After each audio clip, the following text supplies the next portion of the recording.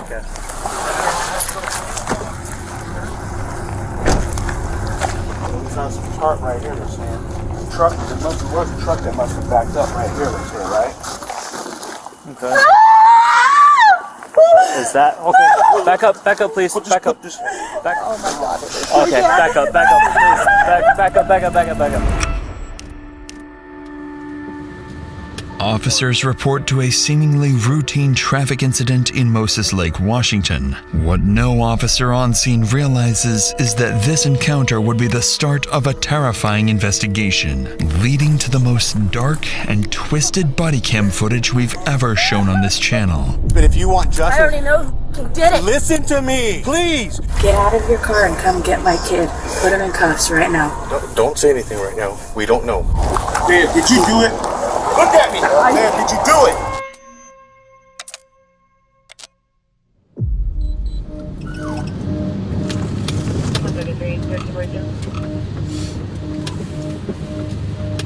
It's an early Sunday afternoon on November 3rd when officers patrolling downtown Moses Lake identify a truck matching a stolen vehicle report logged just hours earlier. Multiple police units have been dispatched, more than typically assigned to a stolen vehicle report. Almost as if, from the very start, police somehow knew this vehicle theft report would soon unravel into something much worse. 145 Mac. We're slow rolled in. Parking at Porterhouse. Inside the vehicle is 27-year-old professional athlete Isaiah Thomas, the former A-star wide receiver for Eastern Oregon University, who is currently armed with a weapon. Whoa. Dude, bro. Hey, go and get out of the car. Get out of the truck, please. Here's what happened. The truck was reported stolen. Whose truck is this? You talk to me, man. It's my truck. It's your truck? Yeah. Okay. Do you have your ID, registration? Just go ahead and turn it off, please. I apologize if it's your truck, but it wasn't registered in your name, man. Yeah, I know. Okay. There's ammunition in the front seat. Okay. Right. Okay. Y'all need to chill out, bro. Everything's gonna be okay. All right, man. Okay. Just come in and step out of the car, okay? The ammunition on the passenger seat suggests that Isaiah might be carrying a weapon. The officer quickly realizes that this encounter could escalate at any moment, so they swiftly order him out of the vehicle, only to uncover something interesting about his identity. What up, Greg? What's up, man? Alvarado? Yeah, how you doing, Isaiah? Another day. Another day? Don't come here. Don't reach for anything. They're gonna detain you right now? No, bro. Okay, Okay. make sure you don't have any weapons on you, okay?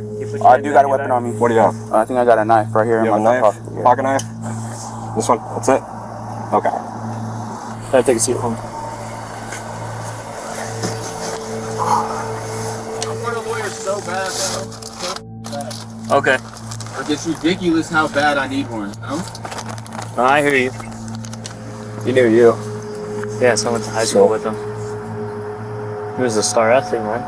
Nice. And then they started talking. It was kind of weird. Yeah, but It turns out Officer Alvarado and Isaiah went to high school together, and Alvarado recalls Isaiah as a standout football player who went on to compete at the college level. But now in front of him was a disoriented young man, barely able to focus and answer their questions in a stolen vehicle. A stark contrast to the athlete Alvarado once knew. In reality, there is a very good reason for Isaiah's odd behavior. One that Officer Alvarado will soon understand, as within minutes, Isaiah and his family will be at the center of a murder investigation, with only one question left unsolved. For now, officers decide to contact Isaiah's family to inform them of his recent actions and detainment. They quickly get his family contact details and call his mother, 47-year-old Cassie Thomas. However, the information Cassie provides shifts the course of the investigation in an unexpected way. Hello? hello, this is Officer Alvarado with the Moses Lake Police Department. I'm trying to reach Cassie. This is she. Hey, do you have a son, Isaiah? Yes, I do. We had a call earlier about him being in someone else's vehicle. he's in a truck now, a gray Chevy Silverado. Okay. We're trying to figure out if this is his truck or not, because he's saying it is, but the person that called about him said that he stole the truck from another neighbor. No, no, that's his and his grandfather's. Okay, who's his grandpa, if you don't mind me asking? Richard? Richard? Yeah, he probably let him borrow it. He's staying with his grandfather right now. What's the address? 430 Dale. Yep, that's where the truck was taken. Okay, that's weird. Yeah, no, that clarifies something, because we thought potentially this truck might have been stolen, so we were trying to figure it out. No, I'm sorry about that. No worries. At this point, Officer Alvarado begins to realize the mistake they've made. Now it makes sense why Isaiah immediately asked for a lawyer. He was being accused of something he clearly didn't do. As Officer Alvarado continues speaking with Isaiah's mom, he decides to ask about something that's been worrying him since the very moment Isaiah steps out of the truck. I went to high school with Isaiah. He wasn't never really like this. Is everything okay? It should be. He should be fine. Okay. He just seemed a little bit off to me when he was talking. Well, probably because he's being accused of something he didn't do. So. It's his grandpa's truck. Yeah, he lives at 430 Dale. But thank you for answering my phone calls and my questions. It actually helps out a lot. Okay. All right. Okay. Thank you. Thank you. Bye. Bye. Officer Alvarado doesn't know it yet, but his suspicion that something is very wrong with Isaiah isn't far from the truth. Still, with no evidence tying Isaiah to a crime, they have no choice but to release him. But as he walks away, Officer Alvarado follows him, hoping to reconnect with his old friend. Alright, bro. Let's walk over to the front of your truck real quick. I just want to tell you something with that right now. I know you don't want to talk about this, but it's cool. You don't have to, okay? So, you alright, man? You like off the books, do you want to talk about anything? Because I'll turn off my camera right now. We can have a conversation, bro. Like, it's just like we're at a time right now, bro. Yeah? It's a time in everybody's life, bro, where they just need to, like, really reevaluate what's going on, you know? Yeah. If you need anything, please don't hesitate to call. I'll sit down and have a conversation with you, bro. For sure. Alright? Yeah. Take care. To Alvarado, it seems Isaiah wants to say something, but he just can't find the words. For now, Isaiah gets into his truck and drives off, unaware that this won't be the last time today he'll be accused of a crime. Dispatch, can I help you? Yeah, I was wondering if I could speak to somebody about missing person. In Moses Lake? It's my father. Nobody's seen him. Yes, Moses Lake. Okay. And his first and last name? Richard Andrews. And what is his home address? Is it the 430 Dale? Correct. All right, Kelly, I've got this report started. I'm going to hand it over to the officers. I just need you to try to find a recent picture of him. And if you hear from him or anything changes before they contact you, go ahead and give us a call back and let us know, okay? Okay. On the phone is Kelly Kirkendall, reporting that her father, 75-year-old Richard Andrews, mysteriously vanished. Officers are sent to his address, and minutes later, they arrive to investigate. Hello. Well, I'm doing better than you guys. How's it going? How are you? Carmen. Carmen? All right. You know me. Let me just talk to you.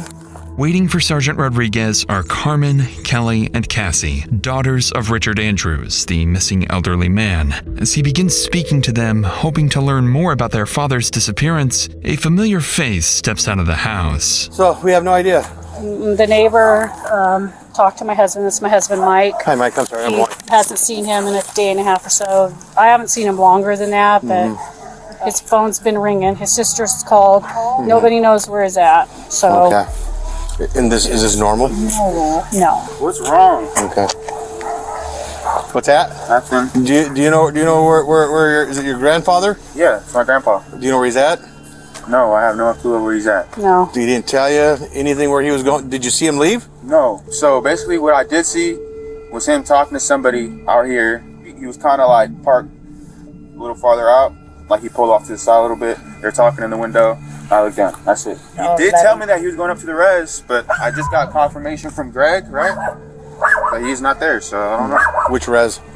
Colville. Yeah. Okay. Yeah, he has property up there, but we already put a phone call up there, and they said nobody's there. About what time was it when you saw him last? I don't remember. Was it morning, afternoon, night time? It was afternoon. Afternoon? It wasn't like late afternoon though. Okay. Alrighty. While officers are surprised to be speaking with Isaiah and his mother Cassie for the second time that day, their priority right now is finding his grandfather, Richard. With the timeline now established and Isaiah believed to be the last person to see Richard, Sergeant Rodriguez turns his attention to him. But as their conversation unfolds, he begins to notice something strange about this family. Isaiah, you said you saw him about a day and a half ago? And that would have been, yesterday afternoon sometime or the day before? Yesterday, no, not yesterday. Was that a day? A day and a half ago. So Friday, today's Sunday. Friday. So, yeah, bro. So November 1st. Smoking the weed, bro. When you saw him, what were you doing? What was going on with that? Right there, smoking. Okay, and where was he? Right there, talking to that guy. And then I looked down, boom. And then that was that. Okay, Was it weird for you that he wasn't here or anything like that? No. Okay. He'd be gone for weeks. Yeah. Oh, because he has his property. He'd be gone for weeks at a time. No one would be hearing That's from him. why he's tripping. Why are we tripping? Yeah, bro. Y'all. But the only thing that's weird is that he left his wallet here. That's the only weird thing that got me. Okay. But it's not. That's very strange to me. But it's normal for him to be gone weeks at a time. But not. But we know where he's at. Usually down at the Colville. Yes. Okay. What stands out to Rodriguez is how differently the family reacts to the disappearance of their relative. While Isaiah and his mother Cassie suggest that Richard's absence isn't especially unusual, with Isaiah even casually smoking weed, his daughter Kelly sees it very differently and appears genuinely concerned for her father in a way the others do not. That's when Isaiah's father, Anthony, arrives, bringing with him the breakthrough they've been waiting for. Yeah. What you're talking about up there? Yeah. So You need to go down to a shop and take some pictures down there. To me, it looks like there's something going on down there. It looks like some burnt that's laid out there and some. Where's his shop? His shop's down in the valley. you know where the motorcycle shop is? That's just, if he's not here, he's usually down there. Oh, I got you. I thought something. Do you think something else is going on down there? No. I'm just saying that if he's not here, he's down there. No, he's asking. No, what I'm saying is that's something that was out there that was looked like there's some burnt up shit out there that's never been there. I don't know the address. What's Carmen's address? A day and a half ago. He's already out. Bro, why y'all keep all in? No, bro, y'all pissing me off. Hey, you're pissing me off too. Everybody pressing me like I. No, it's okay. You're the closest thing to him. Okay, the last and I person told we you. seen. That's why. So All right, I'm not gonna get. No need to get frustrated about it. I just have to keep repeating myself. Would you be able to take one of my officers down there to where his shop is at? Yeah. Just so that way we know exactly what we're talking about. Right. And so that way if he's there, that's great. Right. Do you remember what he was wearing, Isaiah? I do not recall. Because that's part of the report that I'm taking, so I can enter it into the system. I'm not bugging, bro. Okay, I know. I'm just letting you know. Gray slippers, I think. Okay, well we leave that. No, those are in the house. So remember any jewelry?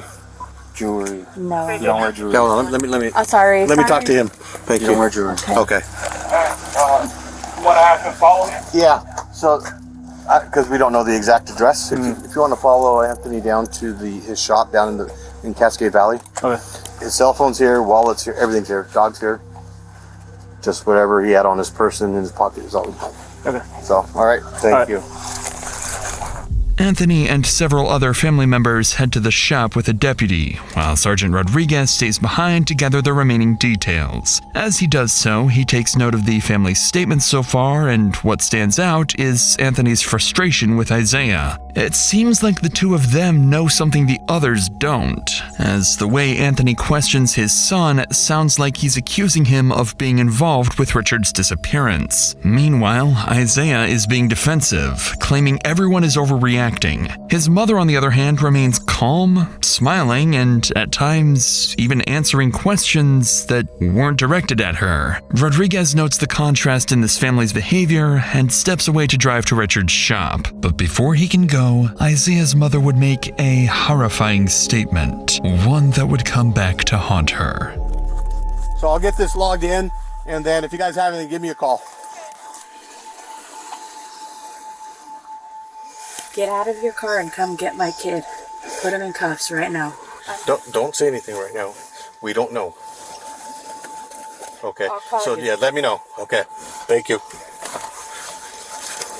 Those statements are coming from Isaiah's mother, Cassie, as she approaches the officer just out of frame. In a sudden shift, Cassie tells the sergeant to arrest her own son, catching him completely off guard. Just moments ago, she hadn't seemed particularly concerned. Now she's adamant that Isaiah is guilty of something. It's a sharp change in behavior, one that leaves officers wondering if Cassie knows far more than she's letting on. For now, the sergeant doesn't fully understand what Cassie's implying, but in the next few minutes, her urgency will make a lot more sense. By now, Anthony is on his way to Richard's shop, just 2 miles from the house, with a patrol unit following closely behind. And as the first deputy pulls up to the shop, he notices several other family members have also gathered. Expecting to find a lead on Richard's whereabouts, they would instead uncover something no one was prepared to see.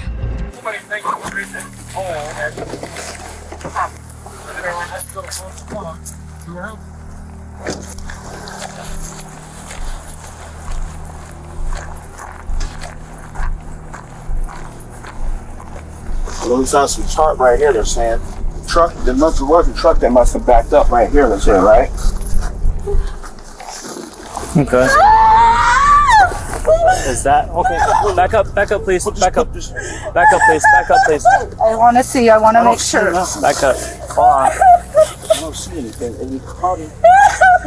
Him, calm down.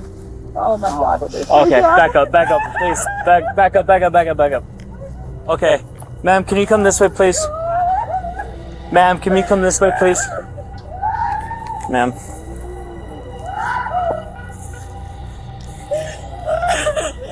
.141 mag. I need 106 to my location.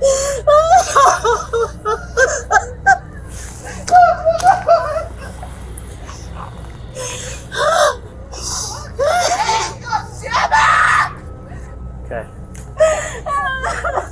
Ma'am, can you take her over there, please? Please. This is now a crime scene. We need to get Yes, I know. I'm trying to get her. Okay, I know. Oh, Kelly.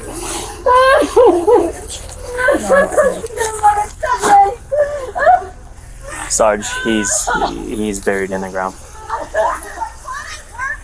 There's someone buried underneath the ground.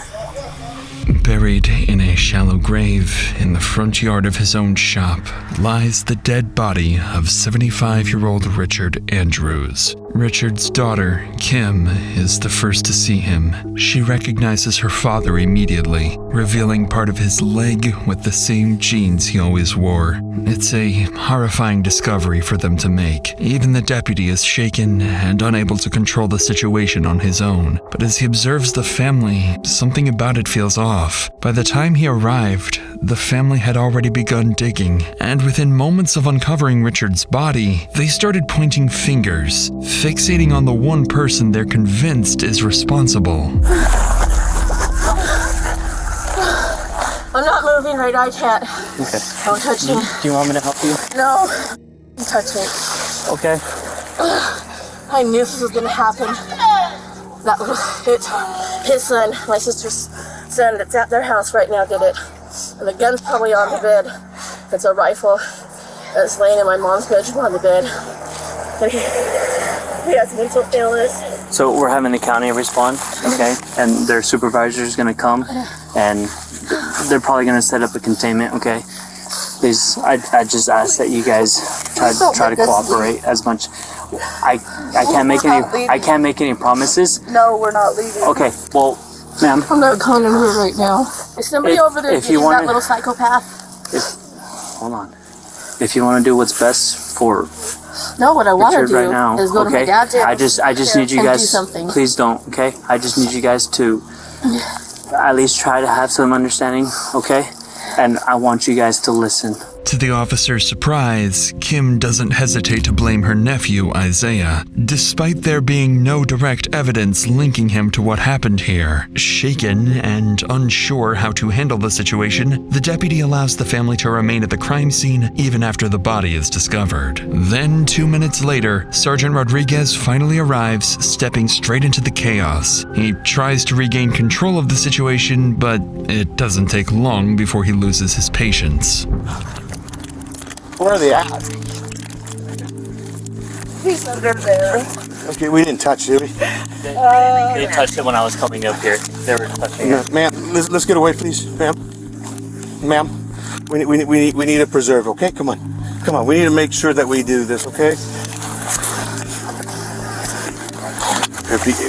I'm right here. You want my hand? No. Okay, I'm sorry. Yeah. Stand over here, please. We have green cards. And then it looks like there's some stuff burned. Okay. Yeah, we need everybody, please. We need everybody back, please, okay? Ma'am, we do need everybody out of here. If you want, we need to preserve this, okay? I get it, you're upset. But if you want justice... I already know who did it. Listen to me, please. I know you know. Yeah. We need other things to make this work. Please. Despite Kim's certainty, officers aren't yet convinced that Isaiah is their killer, because as they inspect the scene closer, something else stands out. Something that starts to point to someone very different. Burnt debris is scattered across the grass, clear sign that something had been intentionally destroyed. But the cover-up goes even deeper. The section of lawn where Richard was buried had been cut out, replaced, and even watered afterwards, an effort to make the yard appear completely untouched. For investigators, it's still unclear whether Richard was murdered here or only his body was dumped. To find out, they need to search his shop, standing just a few feet away. Sheriff's office, make yourself known. Come out with your hands up. Police, anybody in here? Sheriff's office, come out with your hands up. Make yourself known. I'm gonna go right, you cover left? Yep.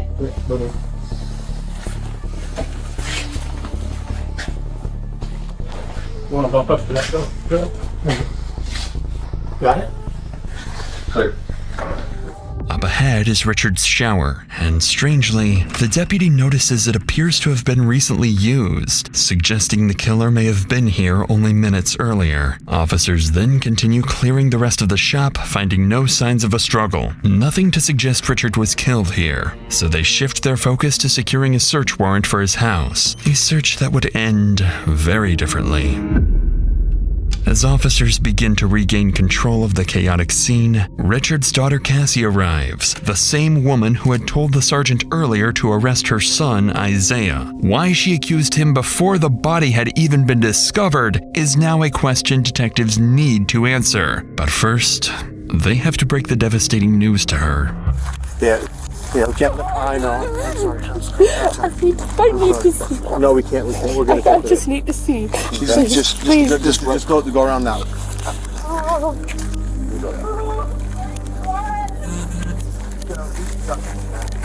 That's gonna be his, but the family members are the ones driving it. So. No. Please, let me see. No, you can't go. Now you can't. Listen, you I just can't. gotta see. Anthony, we can't cross. Look over the I know I'm not gonna go across the line. She just wants to look over the line. She won't go past the line. I'll make sure. Look by the door. Please. By the door. By the door. Okay. Naturally, Cassie is distraught, not only because her father is dead, but because she suspects her own son may be responsible. For now, officers continue securing the scene and prepare to send Richard's body for autopsy. But as they do, they begin to overhear the family frantically talking amongst themselves, and what they're saying would suggest the situation is only escalating, because someone else might be about to get hurt. Right, we have one that's confirmed in a shallow grave.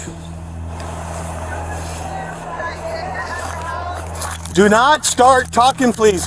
Don't say anything. Just be quiet, please. You know what's going on. Anthony's over there already. I get it, but I've heard everybody, but we need things to figure out. 106 Mac, we need units down at 430 Dale. Ma'am, please. I can't get out. You guys are behind me. We're gonna have to leave the truck here for now. Please. Where am I supposed to go then? I just want you to walk that way, please. 145 Mac, I'm clear. Hey, David. And there's 106 Mac. 106 Mac. I have the father heading down to 430 Dale, and possible suspect is there, and it might not be good.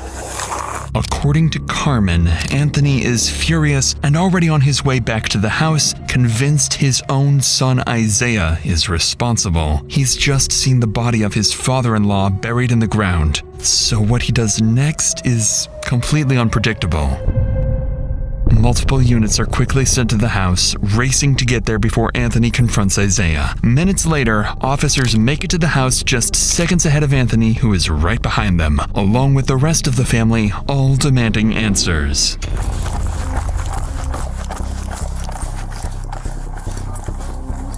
Let her get her point, David. Get him back. Nope. Just stay back. Stay back. Stay back. Back up. Stay back. Go back now. No, come on.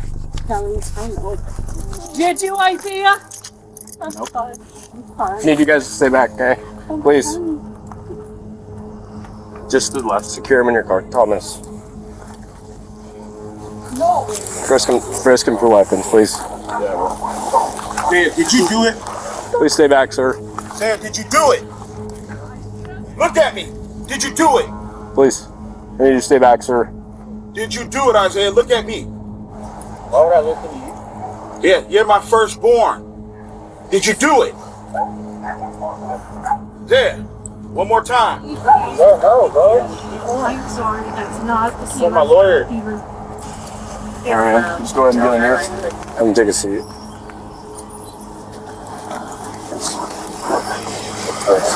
Close the door. Here's the deal.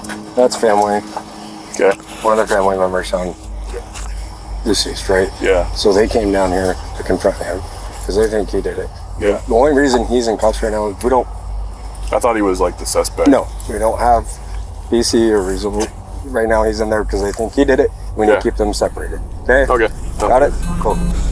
For the second time today, Isaiah is accused of a crime. Only now it's something far more serious, and the accusations are coming from his own family. They stand by, watching as he's taken into custody, convinced the case is now solved. But what officers are about to uncover would complicate everything, revealing that no one in this family can truly be trusted.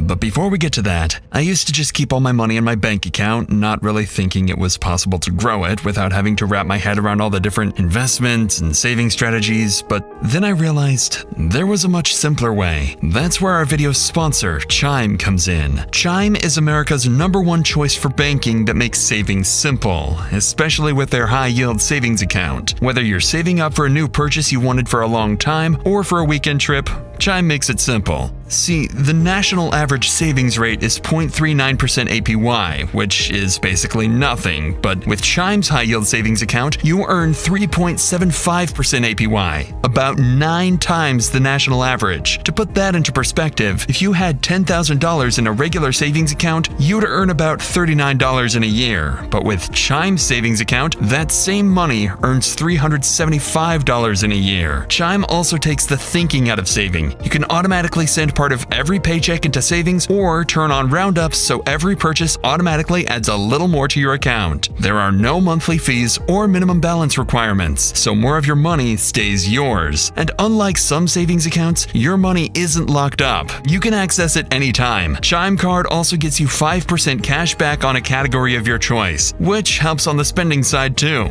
And you can switch your category every month if you want. Right now, Chime is offering a $200 bonus when you open a new Chime checking account through my link, chime.com/DrInsanity, or just click the link in the description below, or scan the QR code on screen. With that said, let's get back to the video. While Isaiah is transported to the Grant County Jail on probable cause, police continue speaking with the rest of the family. But by now, Richard's daughters are too shaken to talk. So investigators turn to his son-in-law, Greg, one of the first to discover the body. And they're about to learn that he has vital information that would begin to piece together this meticulous murder. So let's start from the beginning. How do you know the guy who works on the shop out here? Richard's my father-in-law that I married one of his daughters last year.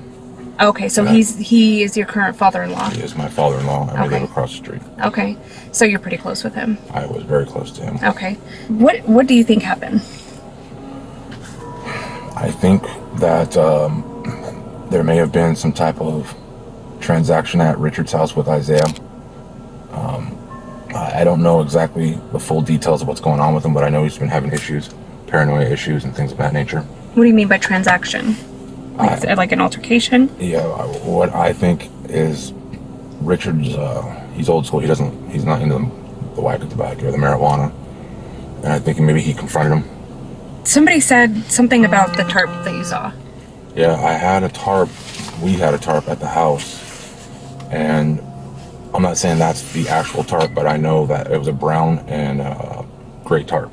That you had at your house? That we had at our house, and it was sitting right there in the, really by my truck, but where the barbecue is and stuff, and I haven't seen it, so I don't know if it blew away, I don't know, but it was missing.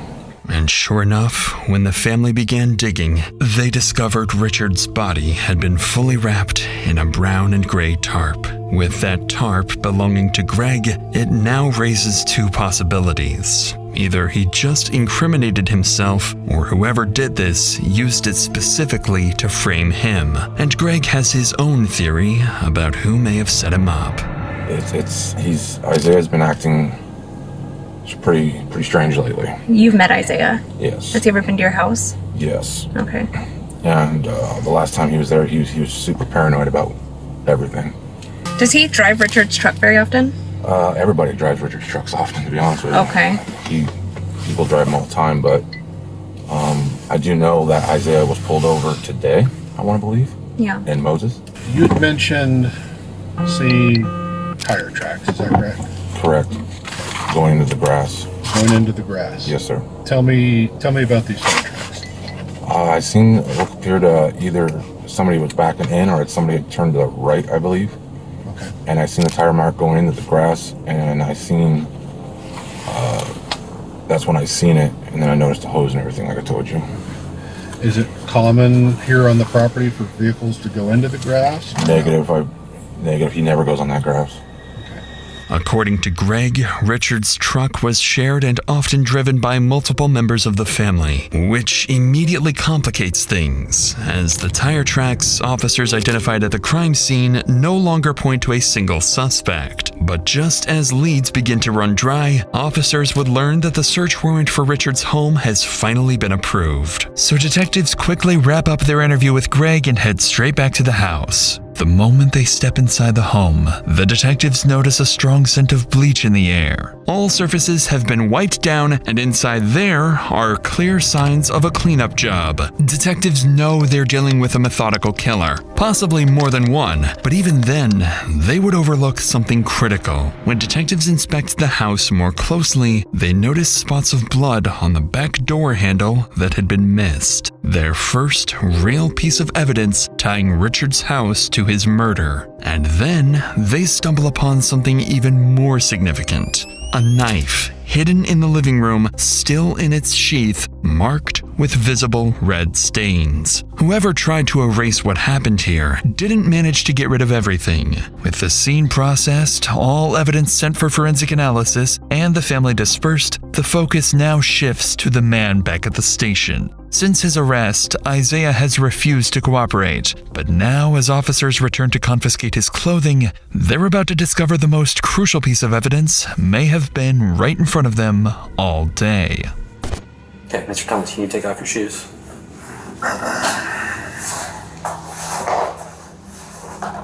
And then take off your sweatshirt. Bruh, it's hell cold. Okay, I'll try to get you another blanket. You got 2 blankets there. I'll try to get you another one. Oh,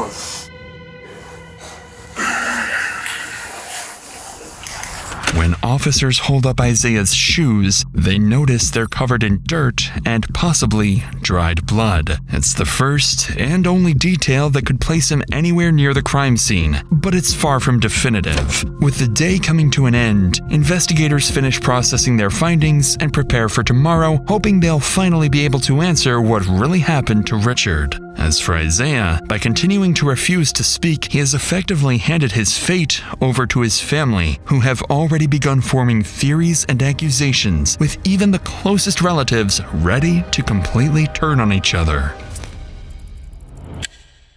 The next morning, after nearly 12 hours of detectives digging through the family's past, troubling rumors begin to surface alleging Isaiah might have been involved in an old cold homicide case that remains unsolved to this day. Detectives also hear whispers that Isaiah's own parents may have helped cover it up, and may have even known what happened to Richard long before anyone else. These are serious allegations that detectives will need to explore carefully, but right now, their immediate priority is uncovering what truly happened to Richard and who's responsible. To do that, they begin calling family members into the station for formal interviews. The first to arrive is Isaiah's father, Anthony. Among many other details, detectives need to address one critical question. Why was he so quick to suspect his own son? Was it simply a gut feeling, or did he know something no one else did? Oh, I think it was a week ago, right? When it was the week before this incident happened. And Kim is like, you guys need to come down there. And Isaiah's acting crazy. We go down there and we walk in the house. And as soon as we get in the house, he's like, he has this big bag of weed that you could tell that he got from like the dispenser or whatnot. Mm-hmm. It's big. On my eyes, it was about this big. Yeah. What the are you doing here? Like, this is what you kicked me out the house for, right? I was like, yeah. He says, what the are you doing here? This has nothing to do with you. And I was like, listen here, man. Your aunt was scared because you're wilding out up in here. So then I'm looking at him, and he was like, say I'm lying, say I am. He's got a butcher knife like this, and he just likes it, but he's like crying, say I am. And say, if he had got me, it would have been all of us, So I just said, I'll leave. Where did I mess up, as a father? Did I do something wrong? Like, what did I do? Because this is not you. And he was just like, you're the best dad ever, man. I couldn't ask for a dad, man, better than you, man. It's kind of like, you did everything right. You're a great dad, man. And then Kim's like busts out crying, and then he's just like, get the out of here, motherfucker, before I kill you. Naturally, this account from Anthony catches detectives off guard as they realize the incident may have foreshadowed everything. So they pause the interview and look into it, confirming that it did in fact occur. 1 week earlier, police were called to Isaiah's aunt Kim's house after reports that he was experiencing a manic episode. And as detectives review the body cam footage of that incident, it quickly becomes clear why the entire family believes he did it. Please don't shoot this tase the fuck out of him, because he got a knife. He's got the knife with him? Yeah. Okay, That's my husband. Okay. That's our oldest son. Okay, what's his issue? Like, do you guys want to just stay out here? I know he's your son, but we just don't know what the situation is, right? Isaiah, do you have a knife on you? Do you want to go down to the ground just to verify, man?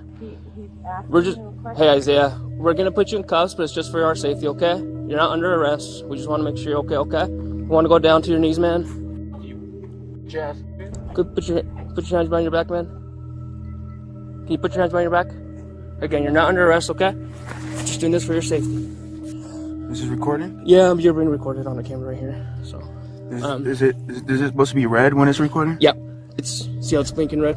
Oh, okay. Yeah.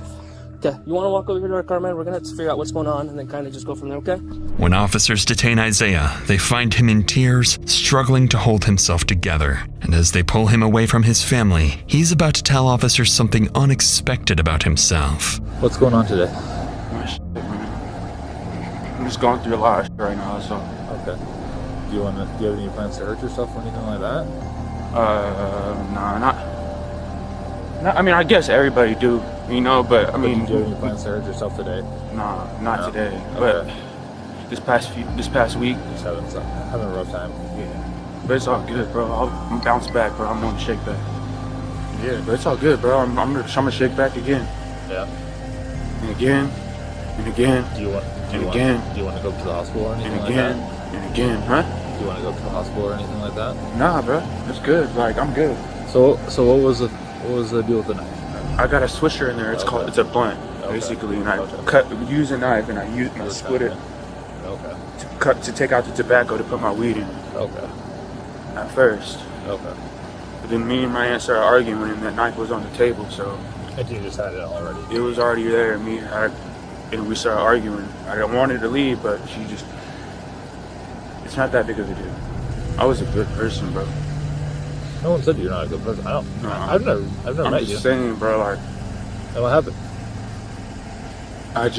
Life, bro. Clearly, there is sympathy in the officer's voice as he realizes the man in front of him has been dealt a very difficult hand in life. And although Isaiah downplays the incident, in hindsight, it would read very differently. Because perhaps this was the last and only time something could have been done to prevent the tragic fate of Richard Andrews. After analyzing the incident and forming a clearer picture of Isaiah, detectives return to finish their interview with Anthony. Through his account, it becomes clear he believes Isaiah's issues stem from two factors: prolonged marijuana use and repeated head trauma from his time as a wide receiver, a position notorious for heavy hits and brain damage. Anthony also goes on to clarify crucial details about his son's mental state, making it evident that his initial suspicions of Isaiah were rooted in his son's increasingly unpredictable and volatile behavior.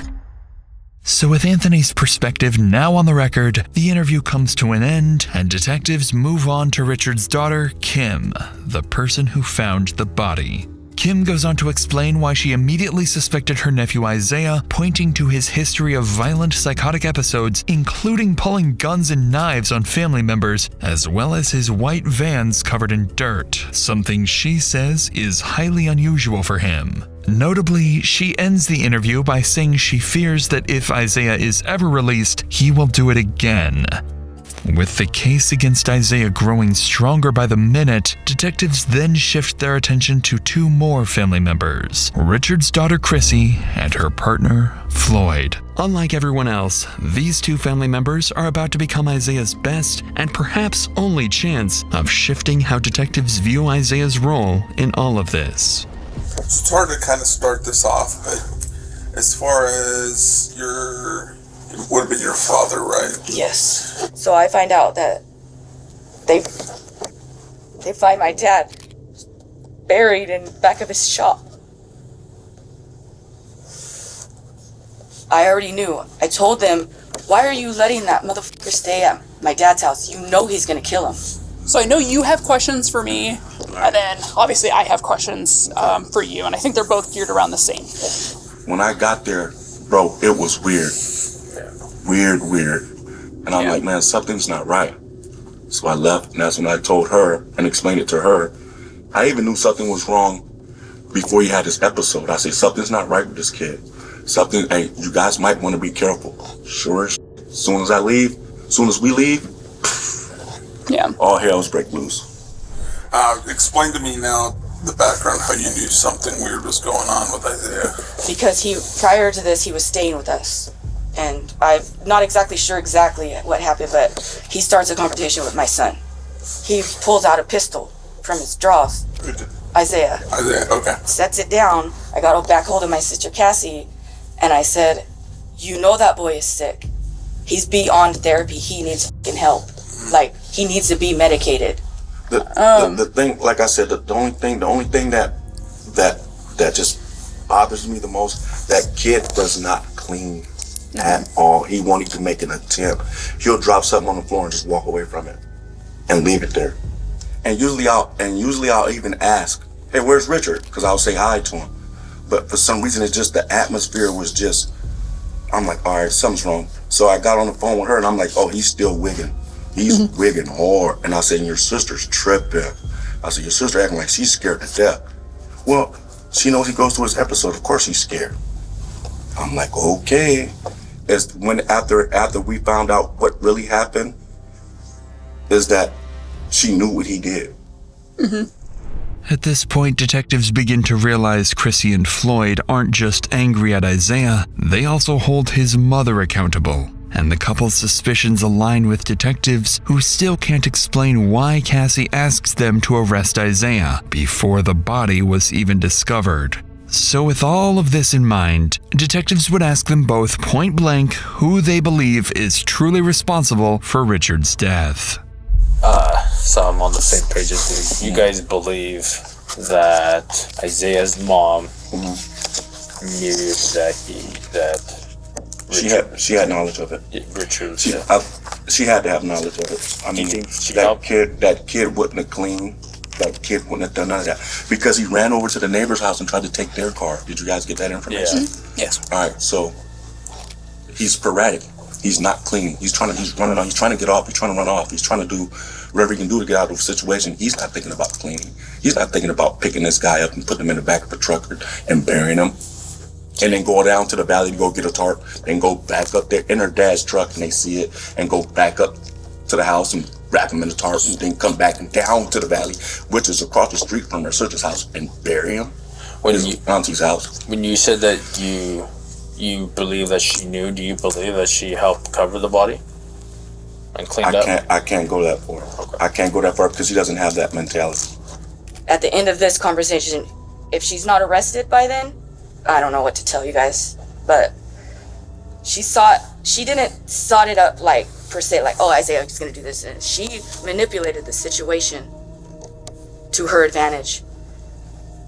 She knew what her son was capable of. She knew how to get him to that point of manic and psychosis. To detectives, accusations like these don't come lightly, especially between sisters. Additionally, Floyd's description of Isaiah aligns with what detectives already believe, that he's impulsive, messy, and incapable of thinking ahead. And with the next interview set to be Cassie herself, detectives understand just how much weight this conversation carries, not only for Isaiah's future, but for Cassie's as well. There's a lot they still need to figure out. Her unusual behavior outside the sergeant's car, her possible involvement in Richard's murder, and even lingering questions about a potential past homicide. But they know these answers won't come easily. They'll have to approach this carefully, waiting for the right moment to press her. And as her interview unfolds, watch closely for the moment Cassie begins to fear she's the one being implicated. There's no easy way to start this conversation. Go for it. Okay, sorry. I'll work through it. Okay. So, how has Isaiah's mental health been in the last few years? It sounds like he's been suffering. The last year for sure. Last year? As far as like his mental health, is it something that he's diagnosed with or just something you guys started noticing? We started noticing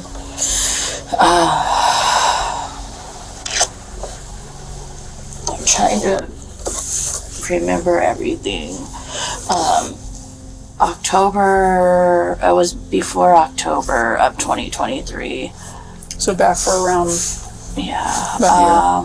I believe that's when he started smoking, and he didn't want to work. He didn't want to do that type of stuff, and we kind of were like, well, he's going through it. You know, he's done playing football, and that's something he's done since he's 5 years old. You know, big life change. Oh yeah, no school, no schedule, no workouts.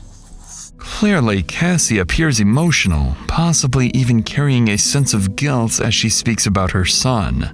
Beyond that, nothing about her behavior stands out to detectives as suspicious. But as the interview continues, she begins recounting the same incident at Chrissy's house, where some noticeable differences between her story and the rest of the family starts to emerge. I knocked on the back door. She doesn't keep her back. She uses it for her front door, but it's just... And I walked in, and my son's sitting at her little kitchenette table there. There's marijuana all over, a big bag, some paraphernalia. But he's sitting there with a knife. And I walk in, I was like, hey son, what's going on? what are you doing here? I said, well, what's going on with you? Is everything okay? And he didn't see my husband. His dad came in behind me, and he's seen his dad, and instantly he's pissed. What the are you doing here?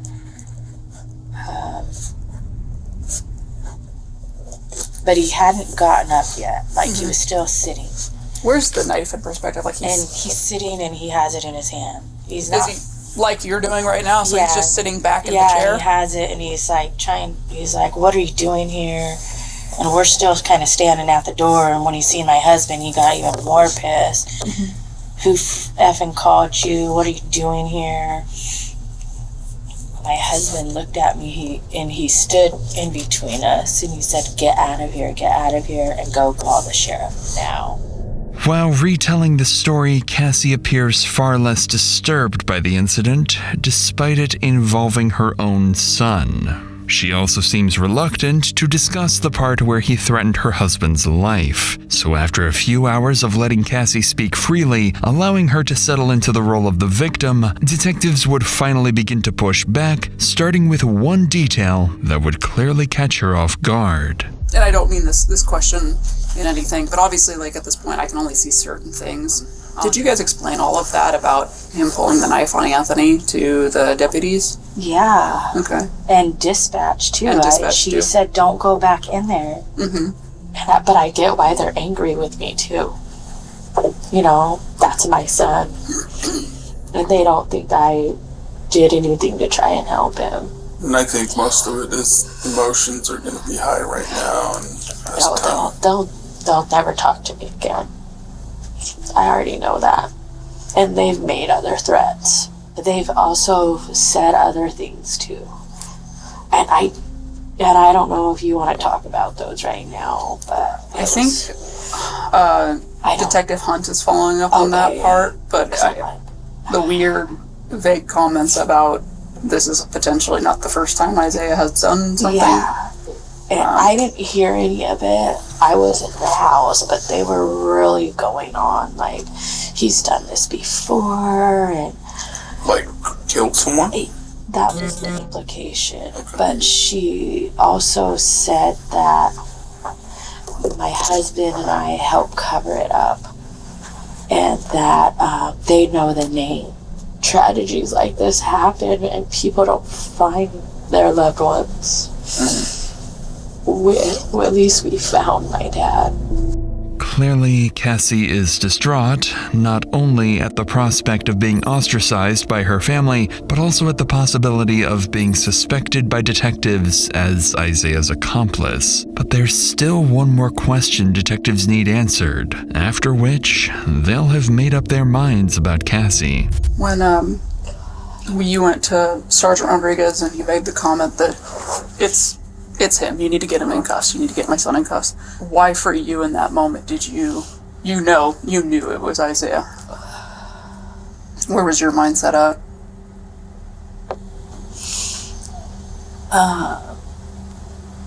I know I'm asking you to explain like a gut instinct. It's just... I was just the things he kept saying, like, you guys, why are you pressing me?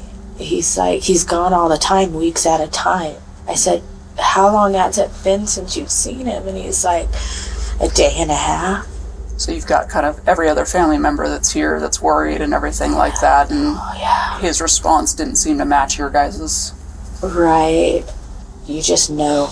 You feel it. It's just like... Then I'm like, he has to get handcuffed. He has to go to jail. You know? I just felt it. And I'm his mom, you know? And I'm not in denial. And I do think, personally, you did the right thing. I think you handled everything as best as anyone could, as best a parent could. And I don't think that me saying that's going to bring you any comfort, but I do believe it.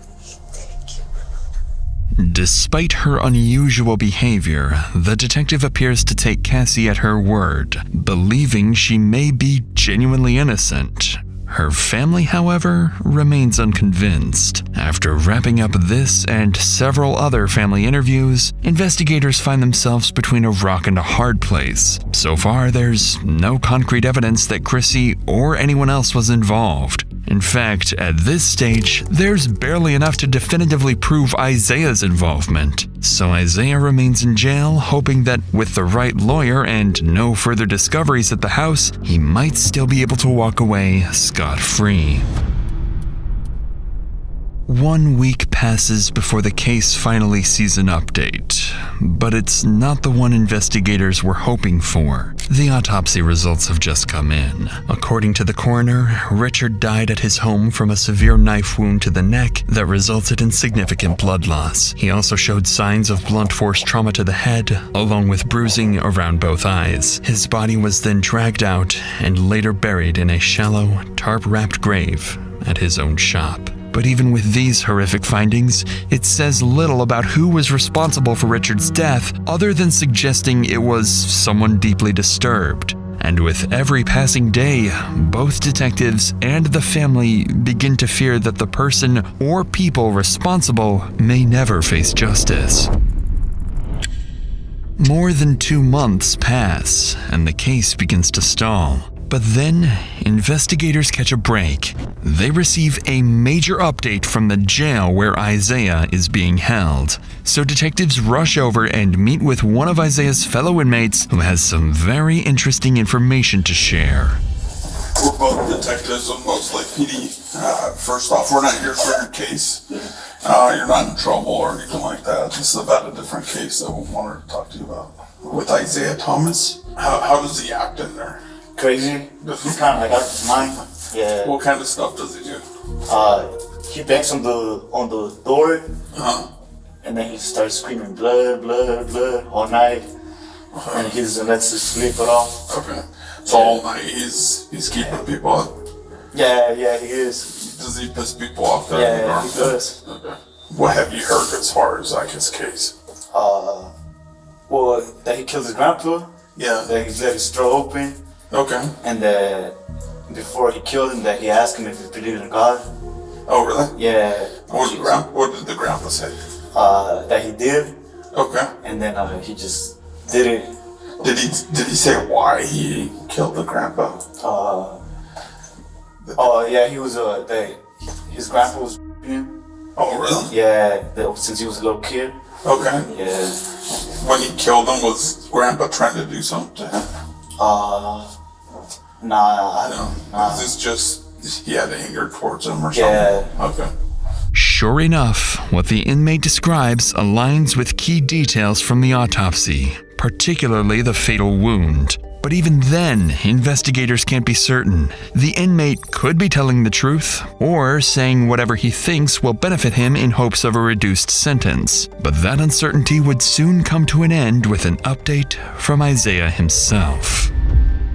2 weeks after speaking with the inmate in early February, Isaiah pleads guilty to second-degree murder and unlawful disposal of human remains. On March 10th, he is sentenced to a maximum of 20 years in prison, along with mandatory mental health treatment and no contact orders involving several family members who cooperated with the investigation. As of now, no other family members have been charged, with law enforcement ultimately concluding this was a solo actor homicide, dismissing any allegations of parental involvement. And as for the alleged prior homicide, police have so far found no evidence linking Isaiah to any unsolved cases.